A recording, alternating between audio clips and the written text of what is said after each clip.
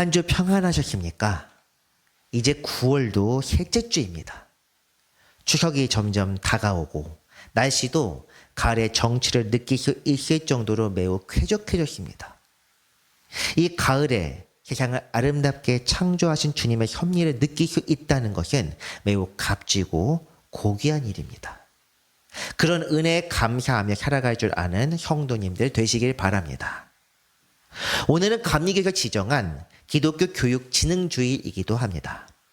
기독교 교육, 사실 이런 말 자체를 그렇게 좋아하진 않습니다만 우리는 언제나 다음 세대를 길러내고 가르치는 것에 힘써야 합니다. 교육 자체는 매우 중요하고도 또한 숭고한 일입니다. 요즘은 저출산 시대에 많은 이들이 결혼조차 하지 못하고 있고 저도 그들 중 한 사람입니다만 어쨌든 마음만이라도 우리는 앞으로를 위해 다음 세대를 위하여 기도하며 마음에 품을 줄 알아야 합니다. 우리가 읽는 서신서를 기록한 사도 바울은 영적인 자녀들을 대하듯이 성도들에게 가르쳤고 또 젊은 목회자들인 디모데와 디도와 같은 이들을 길러내어 교회의 믿음을 더욱 발전시켰습니다. 우리가 신약 성경, 특히 서신서 말씀을 읽을 때는 이런 사도의 마음을 이해하며 읽을 때 더 큰 은혜가 있을 것으로 생각합니다. 오늘도 주님 안에서 은혜로운 시간을 보내시길 바랍니다. 오늘은 고린도전서 10장 마지막 부분입니다. 특별히 11장 1절까지 본문을 정하고 이렇게 강조한 것은 11장 1절이 교육이라는 주제에 정확하게 맞는 구절이기 때문입니다. 어쨌든 오늘 본문 이야기를 하기 전 사도 바울은 지난 시간 말씀에서 주의 식탁에 관한 가르침을 전했습니다. 우상의 제물을 먹고 마시는 것은 귀신과 우상의 가치관에 참여하는 것과 같다. 마지막 부분 21절과 22절 보겠습니다. 너희가 주의 잔과 귀신의 잔을 겸하여 마시지 못하고 주의 식탁과 귀신의 식탁에 겸하여 참여하지 못하리라. 그러면 우리가 주를 노여워하시게 하겠느냐? 우리가 주보다 강한 자냐? 입니다. 지난 시간 22절 말씀에 대해서는 제가 따로 언급을 하지 않았는데 오늘 말씀과 연결되기 때문입니다. 주님 그리고 귀신 양쪽 모두에 발을 걸쳐놓고 있다든가 양쪽 모두에 참여하는 것은 주님의 진노를 일으키는 것입니다. 옛날 히브리 백성 유다와 이스라엘 열왕기에서도 이런 행태를 바로 가증스러운 일이라고 그렇게 말씀합니다. 하나님을 아예 떠나 거룩한 단을 부수고 이방신에만 제사하면 차라리 나았습니다. 그런데 이 사람들은 자기들의 유익을 위해서는 이방신을 섬기고 위기에 처하거나 아쉬울 때만 주님께 가서 호소합니다. 지난주에는 유다왕 아하스의 예시를 들어서 설명했는데 사실 이러한 가증한 행위에 대해 선지자 예레미야는 이렇게 기록하며 경고합니다. 그들이 나무를 향하여 너는 나의 아버지라 하며 돌을 향하여 너는 나를 낳았다 하고 그들의 등을 내게로 돌리고 그들의 얼굴은 내게로 향하지 아니하다가 그들이 환난을 당할 때는 이르기를 일어나 우리를 구원하소서 하리라. 우리들의 삶은 여기서 얼마나 다릅니까? 하나님의 편이든 귀신의 편이든 소속을 분명히 해야 합니다.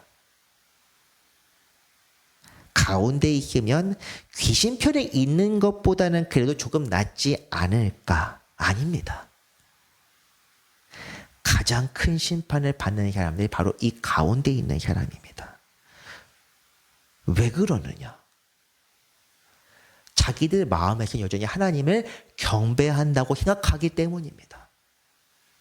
아예 세상의 편에 있으면 마음의 양심에 끊임없이 가치가 느끼게 되겠지만 이렇게 양쪽 모두에 걸치고 있으면서 매주 교회만 나온다든가 혹은 교회에서 무언가를 한다든가 세상에서 성경 말씀이나 기도를 한다든가 이런 식의 어설프게 걸치고 있는 사람, 그러면서 세상에서 속해요 가증하게 사는 사람들, 양심이 화인 맞은 사람이라고 그렇게 부르게 되는 것입니다. 물론 우리는 마땅히 하나님의 편에 서서 하나님께 속해야겠지만 그럼에도 우리의 삶이 지금 어디에 있는지 분명히 알아야 한다는 것입니다. 이것을 생각할 때 우리는 23절 말씀의 뜻을 이해할 수 있습니다. 본문 첫 부분. 모든 것이 가나 모든 것이 유익한 것은 아니요. 모든 것이 가나 모든 것이 덕을 세우는 것은 아니다. 모든 것을 할 수 있지만 그 모든 것들이 다 유익하고 덕을 세우는 것은 아니다. 우리를 막을 것은 없습니다. 무엇이든 할 수 있습니다. 그렇지만 우리가 할 수 있는 것들 중에서도 주님 뜻을 거스르거나 해를 끼치는 것들이 분명히 있다. 23절 말씀 바로 그런 뜻입니다. 할 수 있다고 해서 우리의 자유를 방종으로 이끌어서는 안 됩니다. 오직 주님의 뜻을 위하여 거룩하게 사용해야 한다. 그 기준이 바로 24절 말씀입니다. 같이 읽습니다. 누구든지 자기의 유익을 구하지 말고 남의 유익을 구하라. 아멘. 자기의 유익을 구하는 삶, 이기주의요 자기 중심적인 삶입니다. 물론 성령에 이끌려 살아가게 되면 나 자신을 위해 살지 않습니다. 하지만 우리가 성령 안에 살아가고 있음을 확신할 수 없다면 지금 내가 어느 상황에 있는지 잘 모르겠다. 그런 경우에는 이 말씀처럼 살면 됩니다. 나 자신을 위해 살지 말고 남을 위해 살아라. 그것이 바로 우리의 삶을 지키는 것이요 주님의 진노를 피하는 방법입니다. 오늘 이 말씀에서 남의 유익을 구하라는 것, 이것은 타인만을 위해 살라는 그런 절대적인 이타주의를 가리키는 것이 아닙니다. 사실 그런 의미라기보다는 자기의 인생, 내 삶을, 내 자신을 인생의 최우선에 놓지 말라는 것으로 이해하는 것이 더 정확합니다. 남의 유익을 보통은 그 뒷말이 중요하다고 하지만 이 24절 말씀만큼은 자기의 유익을 구하지 말라는 것이 중요한 말씀입니다. 최초의 인간 아담이 타락하게 된 계기를 한번 생각해 봅시다. 하나님과 같이 될 수 있다는 말에 속아서 선악과를 먹음으로 불순종했다. 이것 때문에 아담이 죄를 짓고 쫓겨나서 죽음이 찾아오게 되었습니까? 이것만이 전부는 아닙니다. 물론 선악과를 먹은 것은 자기의 유익을 위해 저지른 일입니다. 그런데 그 이후에 어떻게 되었습니까? 하나님의 피에서 숨었습니다. 자신들의 부끄러운 벌거벗음을 깨달았기 때문입니까? 아닙니다. 죄를 깨달았기 때문입니다. 그리고 그 이후에 어떻게 됩니까? 자신들의 죄를 변명하기 위해서 다른 사람을 하나님께 고발합니다. 남자는 여자를, 여자는 뱀을. 믿음의 공동체, 사랑의 공동체, 주님의 동산은 사라지고 나 자신만 생각하는 이기적인 사회가 되어버렸습니다. 나 자신의 유익을 생각할 때 하나님과의 관계가 깨지고 이웃과의 관계도 깨집니다. 그러나 내 유익을 구하지 않으면 자연스럽게 하나님과도 이웃과도 관계가 회복되는 것입니다. 어떤 분은 이렇게 질문할 수도 있습니다. 다른 사람을 위해 살아보았습니다. 그런데 계속 착취만 당할 뿐 남는 것이 하나도 없습니다. 그럴 수 있습니다. 나만 그렇게 산다고 해서 동산과 낙원이 이루어지는 것은 아닙니다. 세상 사람들은 다 자기만 생각합니다. 내가 나를 생각하지 않는다고 해서 다른 사람들에게 똑같이 사는 것을 사실 요구하는 것도 무리고 그렇게 되는 것도 참 어려운 일입니다. 그렇다면 이 말씀은 어떤 의미가 있느냐? 골든에서 말씀은 세상을 향해 외치는 말이 아닙니다. 교회 안 성도들에게 하시는 하나님의 권고요. 때로는 경고입니다. 성도들 사이에서 혹시 또 똑같이 다른 사람만을 위해 살았는데 남는 것이 하나도 없습니까? 그렇다면 그 공동체는 병든 공동체입니다. 이미 아담과 하와가 타락하여 불순종하고 다른 사람을 고발하는 그런 상황인 것입니다. 그리고 그런 경우에도 만약 여러분이 하나님 앞에 온전히 헌신하고 이웃을 내 몸처럼 사랑하면 하나님께서 알아주십니다. 우리 믿는 사람들이 어두운 세상에서 살아가면서 주님의 빛을 비출 때 하나님께서 알아주시는 것처럼 이렇게 사랑을 베풀면 하나님께서 알아주십니다. 하나님만 알아주신 게 무슨 의미가 있겠습니까? 묻는 분은 없으리라고 생각합니다. 우리의 인생의 최우선 목표가 구원이라면 사실 우리는 그것만으로도 충분하다고 이야기해야 합니다. 참 안타까운 것은 대부분의 교회가 세상의 빛과 소금의 역할을 감당하지 못하고 있다는 것입니다. 교회 안에도 진정 주님의 뜻에 따라 서로 아끼고 사랑하며 나보다 남을 더 낮게 여기는 사람이 없습니다. 그렇게 교회에서 분쟁과 소요가 끊이지 않고 교회 안에 문제로 인하여 세상 법정에서 소송까지 벌입니다. 그것이 요즘만의 이야기이겠습니까? 이 고린도 교회에서도 빈번하게 일어났던 일입니다.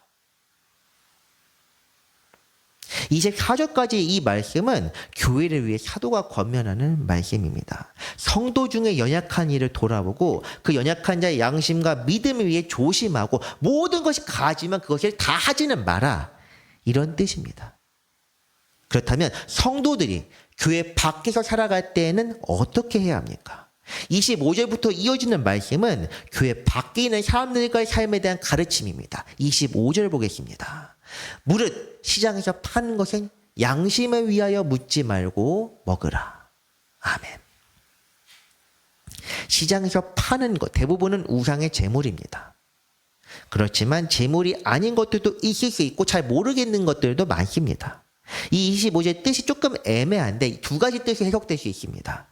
세번역 성경을 보면 분명하게 드러납니다. 세번역으로 보겠습니다. 시장에서 파는 것은 양심을 위한다고 하여 그 출처를 묻지 말고 무엇이 있는지 다 먹으십시오. 앞서 개정판에서 볼 때는 양심을 위하여 묻지 말고입니다. 양심을 위한다고 하여 그 출처를 묻지 말라. 그 양심이 누구의 양심입니까? 본인의 양심입니다. 나는 이런 사람입니다. 그렇기 때문에 우상의 제물은 먹을 수 없으니 이 제물이 우상의 이 고기가 우상의 제물인지 고하시오. 이렇게 하지 말라는 것입니다.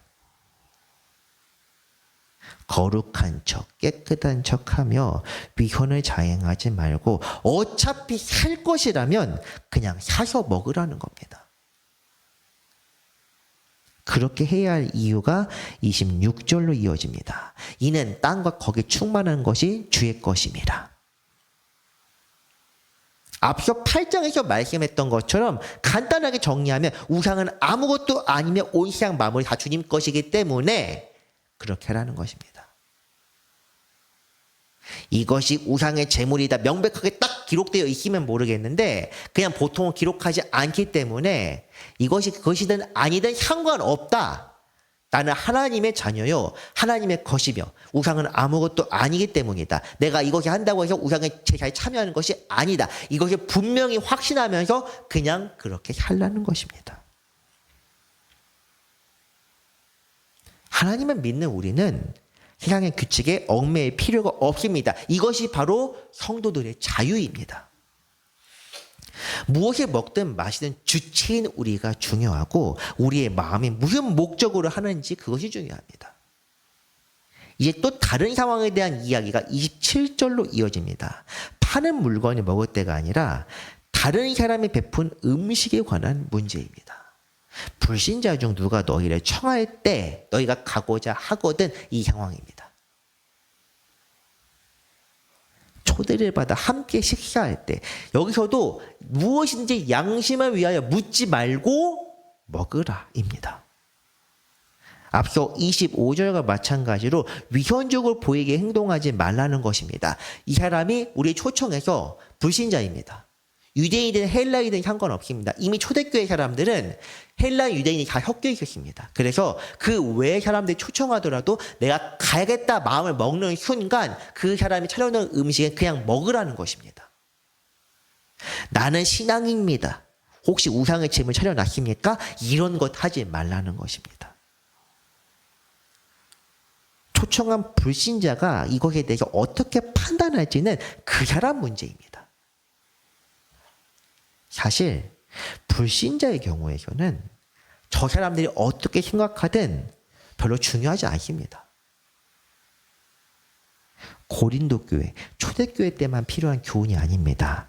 이것은 사람 시선을 무시하고 살라는 것이 아니라 거룩하고 정결하게 살아가며 선한 행실로 하나님의 뜻을 드러내면 그것으로 충분하다는 뜻입니다. 오히려 우려되는 것은 불신자 전도를 하겠답시고 복음에 다른 것을 섞는 일입니다. 우리가 살아갈 때는 복음 있는 그대로 예수 그리스도의 십자가와 보혈과 구원만을 전하고 또한 복음대로 살아가며 그리스도의 제자로서 주님의 믿는 기쁨이 무엇인지 드러내는 것만으로도 충분합니다. 그렇게 했을 때 사람을 감화하며 새롭게 하는 것은 하나님께서 하실 일입니다. 다른 사람들, 이방인들, 불신자들 듣게 하겠다고 복음에다 이런 거 저런 거 섞어서 하나님이 무엇도 사랑하신다, 무엇도 용납하신다, 없는 말을 지어내서 사람들 교회를 유입하면은 그 사람들 하나님에 대해 오해할 뿐 아니라 교회 안의 기준에 있는 사람들도 병들게 됩니다. 중요한 것은 복음은 복음대로, 우리의 삶의 행실은 행실대로라는 것입니다. 일치하게 된다면 아무런 걱정할 것이 없습니다. 그러므로 우리가 그들을 대할 때 지나치게 허례허식이나 절차에 매여 살아갈 필요는 없습니다. 우리 각자를 깨끗하게 하는 것은 오직 우리 주님의 보혈입니다. 내 마음대로 살겠다는 것이 아니라 우리는 항상 절제하며 주님 안에 하나님의 뜻대로 감정대로 혈기대로 살 것이 아니라 기도하며 살되 겉으로 드러나는 종교의식이나 그런 허리에 너무 지나치게 얽매일 필요가 없다는 뜻입니다. 겉으로 드러나는 의식과 행실에 얽매이지 맙시다. 물론 내가 준비되었고 마음이 깨끗하다 이래서 아무 것이나 아무 데서 막 하는 것은 문제가 있지만 그건 우리가 이미 23절과 24절을 충분히 교훈을 삼았던 이야기일 것입니다. 자, 그러면 만약 이것들이 우상의 제물이라는 것을 알게 되면 아마 시장에서 마찬가지일 것입니다. 시장에서도 우상의 제물입니다. 이렇게 기록이 되어 있거나 표기가 되어 있거나 어쨌든 그 사람이 말하고 있다면 그렇게 되었을 때 어떻게 해야 합니까? 28절 말씀 보겠습니다. 누가 너희에게 이것이 제물이라 말하거든 알게 한 자와 그 양심에 위하여 먹지 말라. 아멘. 이것은 제물인데 당신 먹어도 괜찮습니까? 이렇게 물어보는 이유는 믿는 사람이 우상의 제물을 먹는 것에 대해 의구심을 품은 사람일 것입니다. 그래서 사도 바울은 이렇게 가르칩니다. 그렇게 말한 사람의 양심에 위하여 먹지 말라. 본인의 양심이 아닙니다. 29절 말씀 한번 보겠습니다. 내가 말한 양심은 너희의 것이 아니요 남의 것이다. 그렇다면 본인의 양심은 어떠십니까? 그것은 본인이 알아서 할 일입니다. 내가 하나님 앞에서 이렇게 하지 말고 우리의 양심은 우리가 기도하는 대로 그대로 성경에 가르치는 대로 그냥 그렇게 살라는 것입니다.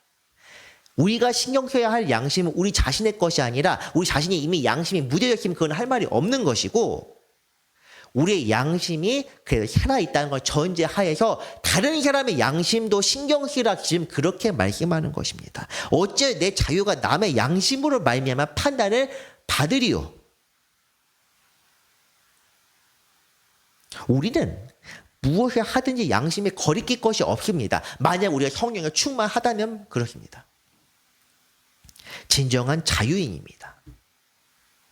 주님의 뜻 외에 어떤 것도 장애물이 되지 않습니다. 하지만 믿는 사람이 우상의 제물을 먹는 것, 우상의 제물뿐만이 아닙니다. 무언가를 하는 것에 대해서 의구심을 품는 사람이 있다면 그것이 불신자든 혹은 믿음이 약한 사람이든 누구든 간에 조심해야 한다. 아직 양심이 성장하지 못한 사람, 그것을 가리키는 것입니다. 주님께 속하였다는 의미는 모르지만 믿음이 무엇일까 고민하는 사람입니다. 그러므로 마땅히 사랑하는 마음을 품고 그 사람을 위해 내 자유를 포기할 줄도 아는 사람이 되어야 합니다. 연약한 이들과 불신자들의 양심을 존중하며 그 사람들에게 판단의 대상이 되지 않는 것이 현명한 자세요. 주 보시기에 옳은 삶입니다. 목회자나 장로들, 직분을 맡은 사람들 남들보다 조금 더 조심하고 행동거지 조심해야 하는 이유도 바로 이런 것들입니다. 사실 목회자나 평신도나 일반인이나 다 똑같은 사람이고 목회자 이 안수를 받는 순간, 장로가 안수를 받는 순간 갑자기 무언가 코드가 아래에 있는 코드가 변경이 새로운 걸로 아예 변환이 되는 것이 아닙니다. 똑같은 사람입니다. 단지 남들 보기에 혹시라도 약한 사람의 양심에 무뎌지게 할까봐 조심해서 살라는 것입니다. 근데 어떤 사람들 그것이 좀 더 지나치게 나가서 바리새인처럼 행동할 때도 있습니다. 바리새인처럼 행동하는 것은 무엇이냐? 사실 별것이 아니라 마음은 위선적으로 겉으로 드러나는 것에 지나치게 신경 쓰는 것입니다. 옷수를 넓게 한다든가 혹은 일상에서도 하나님께서 이렇게 말씀하시고 조심하라고 하셨는데 이런 것들을 반복해서 말하는 사람들은 조금 위험할 수도 있는 사람입니다. 제가 판단할 것 같아서 여기까지만 이야기합니다. 어쨌든 우리는 거리낄 것이 없지만 연약한 자들을 위해 살아야 한다. 이것이 바로 24절에 말하는 것처럼 남을 위해 살라는 것입니다. 남의 유익을 구하는 삶. 30절도 사실 비슷한 내용입니다. 30절 말씀 보겠습니다. 만일 내가 감사함으로 참여하면 어찌하여 내가 감사하는 것에 대하여 비방을 받으리요. 감사함으로 무엇인가를 하는데 그 감사 때문에 비방을 받는다면 그것이 제대로 된 감사이겠습니까? 그런 감사가 무슨 소용입니까? 우리는 우리의 삶을 우리 자신만의 것으로 생각하면 안 됩니다. 내 삶은 내 거고 내 인생은 내 것인데 무슨 상관이 있겠습니까? 아닙니다. 당신은 하나님의 것입니다. 여기서 아멘 하는 분이 없습니다. 다시 말씀드립니다. 여러분은 하나님의 귀한 소유입니다. 우리의 모든 것들 당연히 주님께서 허락하셔서 우리에게 베푸신 은총이요 축복입니다. 무엇을 하든 주님께 하듯 하며 주님 기뻐하시는 삶을 사는 것이 옳습니다. 31절 말씀 보면 이렇게 나와 있는데 너희가 먹든지 마시든지 무엇을 하든지 다 하나님의 영광을 위하여 하라 이렇게 말합니다. 이 뜻은 내 행실을 통하여 내 행실로 인하여 하나님께서 영광을 받으셔야 한다는 것입니다. 우리는 이전 산상수훈 말씀을 통해 주께서 성도가 살아가야 할 삶의 양식이 무엇인지 배웠습니다. 주님께서는 말씀하시며 너희의 착한 행실을 보고 하늘에 계신 하나님께 영광을 돌리게 하라. 자막엔 다시 첨부하겠습니다. 세상 사람들이 우리의 착한 행실을 보고 하늘에 계신 하나님께 영광을 돌리게 해야 한다. 이것은 아무리 강조도 부족하지 않습니다. 성도들의 목적이요 지향해야 할 삶이 바로 여기에 있습니다. 먹고 마시는 것처럼 가장 기본적인 삶에서부터 주님의 영광을 생각할 수 있다면 그 사람은 주 안에서 거룩한 데까지 이를 수 있는 사람입니다. 작은 것 하나부터 실천하고 점차 주님을 닮아가며 주님을 따르는 것이 제자도요, 하나님의 자녀가 되는 삶입니다. 중요한 것은 이런 삶은 남에게 보이기 위한 것이 아니며 오직 아버지 되시는 우리 하나님을 위한 삶이어야 한다는 것입니다. 당연히 특정한 장소나 집단에서만 할 것이 아니라 언제 어디서든 그렇게 남들이 보든 보지 않든 그렇게 살아야 합니다. 32절입니다. 유대인에게나 헬라인에게나 하나님의 교회에나 거치는 자가 되지 말아라. 유대인과 헬라인, 당시 문화와 민족 양축을 가리킵니다. 교회 안팎을 가리지 않고 성도들과의 교제든 불신자와 만나는 중이든 어디서든지 하나님의 영광을 위해 살아가야 한다는 것이 바로 교훈입니다. 그 영광을 위해 사는 삶은 많은 사람을 주께로 돌아오게 하며 주님을 기쁘게 할 수 있습니다. 33절입니다. 나와 같이 모든 일에 모든 사람을 기쁘게 하여 자신의 유익을 구하지 아니하고 많은 사람의 유익을 구하여 그들로 구원을 받게 하라. 아멘. 모든 일에, 어떤 일이든지 우리는 나 위에 다른 사람들을 위해 살아가야만 합니다. 많은 사람의 유익, 이것은 최대다시의 최대 행복, 공리주의를 가리키는 것이 아닙니다. 하나님의 뜻에 합당하게 행함을 뜻합니다. 그 증거로 사도는 이 33절에서 많은 이들의 유익을 위해서 무엇을 얘기하냐? 구원이라고 분명히 명시합니다. 그런데 우리는 이 말씀을 오해하기 참 여러 형태로 오해하고 또 오해하기 쉬운 말씀이 바로 이 말씀이기도 합니다. 많은 사람들의 유익, 우리 주님께서 우리를 위해 희생하신 것처럼 소수의 희생으로 많은 사람들에게 유익을 주자. 복음은 공리주의가 아닙니다. 오히려 공리주의와는 완전히 다른 맥락의 것입니다. 주님을 따르는 모든 이들, 곧 모든 제자가 똑같이 희생하고 똑같이 포기할 것을 원합니다. 누구를 위하여? 한 사람의 구원을 위해서라도. 99마리를 내버려두고 한 마리를 찾으러 간다는 것이 주님의 뜻입니다. 그 99마리는 왜 희생을 해야 합니까? 한 마리를 위해서입니다. 그 희생의 수혜자들이 주를 믿고 성숙하게 된다면 그들 또한 희생을 기쁘게 여길 것이고, 희생의 자리까지 다 성장하지 못한다면 결국에는 떨어져 주님을 다시금 십자가에 못 박는 사람이 되고 말 것입니다.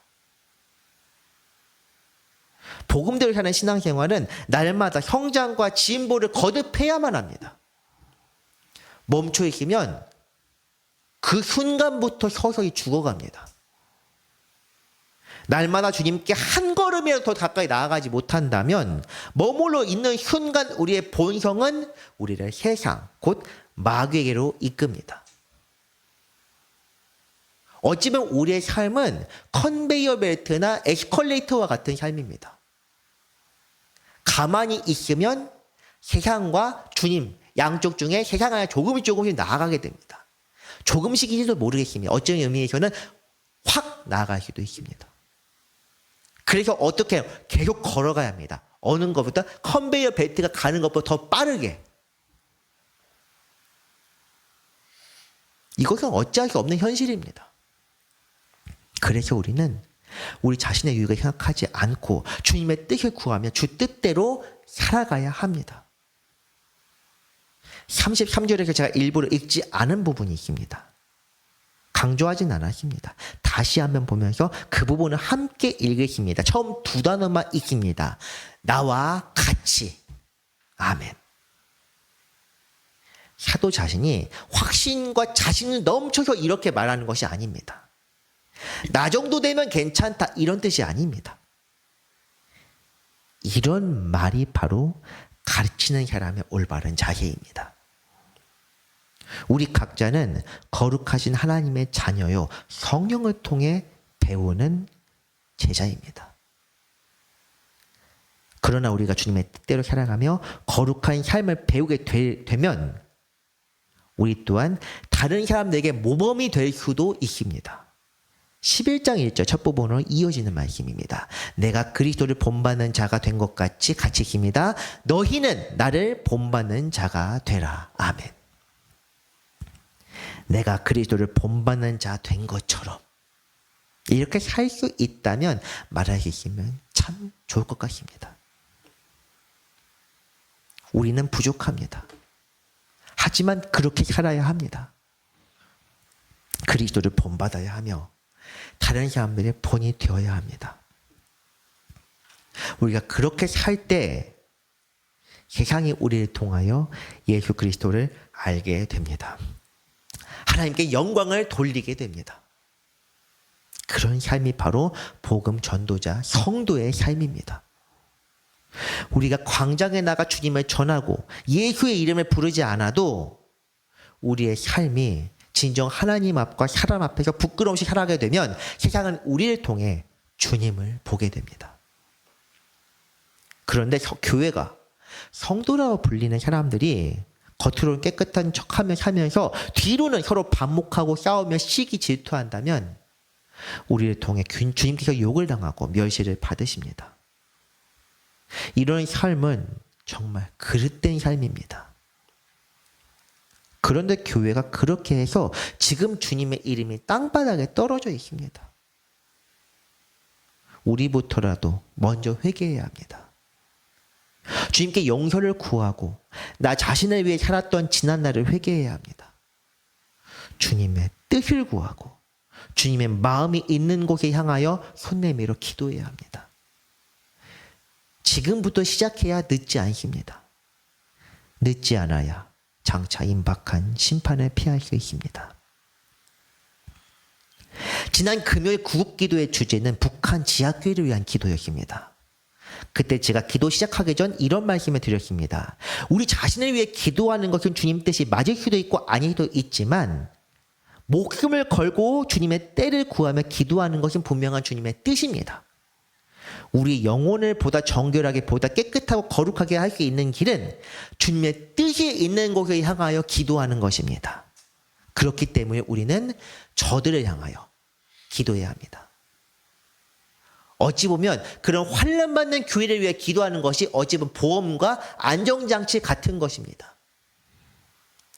현장에선 두서없이 말씀드렸지만 정리하면 대충 이렇습니다. 우리가 우리 자신을 위해 기도하는 것은 대부분 필요에 따라 기도하는 것입니다. 일이 많을 때 주님 지치지 않게 하옵소서. 돈이 없을 때 주님 필요한 만큼 주옵소서. 결혼도 못했을 때 주님 만남의 축복을 주옵소서. 주님의 뜻을 구한다는 표현을 사용하긴 하지만 대부분은 내 필요에 의해서 구하는 것입니다. 그러나 주님 때문에 박해와 질과 고난을 견디는 위해 이들을 위해 기도한다면 나아가 우리가 그렇게 살아간다면 우리의 삶이 영적으로 풍성해질 것입니다. 이것을 잊지 말아야 합니다. 마지막으로 행실에 대해 정리합니다. 우리의 자신의 삶에서 거리끼는 것이 있다면 그것은 해서는 안 될 일입니다. 거리끼지는 않지만 다른 이들이 보기에 문제가 될 것 같다면 상황에 따라 해야 합니다. 그러나 내가 하는 것이 다른 이의 눈치를 보거나 위선적 모습을 비친다면 그냥 안 하는 쪽이 낫습니다. 거리낄 것도 없고 아무런 문제가 되지도 않는다 생각한다면 기꺼이 해도 됩니다. 그러나 이 모든 상황에서 우리는 주님께 기도하며 어떻게 하는 것이 주님 보시기에 선하고 주님께 영광 돌리는 일인지 살펴야 합니다. 주님의 뜻대로 산다는 것이 참 어렵습니다. 그렇지 않습니까? 하지만 중요한 것만 잊지 않으면 됩니다. 내 유익을 구하지 말라. 나를 중심에 놓으면 시야가 나 자신을 향하여 갇힙니다. 그러나 나 위에 다른 것들을 마음에 품고 그것을 위해 살게 될 때 많은 것들을 깨닫게 될 것입니다. 말씀을 정리합니다. 우리는 주님 안에서 자유로운 사람들입니다.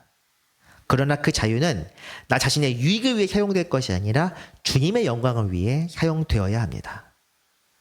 이를 위해 우리는 허례 허식과 위선에 얽매이지 말고 주님의 뜻을 구하며 기도하고 행동해야 합니다. 우리의 삶이 주님 보시기에 아름답게 변할 때 우리는 우리의 모습을 통해 주님을 증거하고 전하게 될 수 있습니다.